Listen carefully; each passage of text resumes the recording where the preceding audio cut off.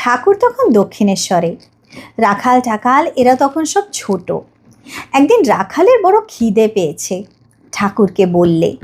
ঠাকুর ওই কথা শুনে গঙ্গার ধারে গিয়ে, ও গৌরদাসী আয় না, আমার রাখালের যে বড় খিদে পেয়েছে বলে চিৎকার করে ডাকতে লাগলেন। তখন দক্ষিণেশ্বরে খাওয়ার পাওয়া যেত না।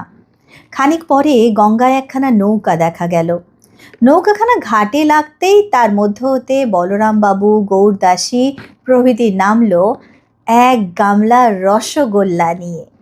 ঠাকুর তো আনন্দে রাখালকে ডাকতে লাগলেন, ওরে আয় না রে, রসগোল্লা এসেছে, খাবি আয়, খিদে পেয়েছে বললি যে। রাখাল তখন রাগ করে বলতে লাগলো, আপনি অমন করে সকলের সামনে খিদে পেয়েছে বললেন কেন?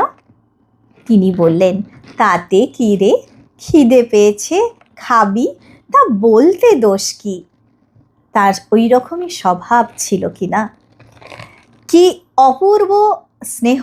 রাখাল মহারাজকে তিনি একেবারে ছেলের মতোই স্নেহ করতেন। তাই তার খিদে পেয়েছে, দেখুন তখন তার মোবাইল নেই, গঙ্গার তীরে ডাক ছেড়েছেন তিনি, আন্তরিকভাবে শুধু ডেকেছেন, ও গৌরদাসী রসগোল্লা নিয়ে আয়। সত্য সত্যই সেই ডাক যেন পৌঁছে গেছে, সত্যই তারা এলেন এবং সঙ্গে রসগোল্লার হাঁড়ি। কি অবাক অদ্ভুত লীলা, তাই না?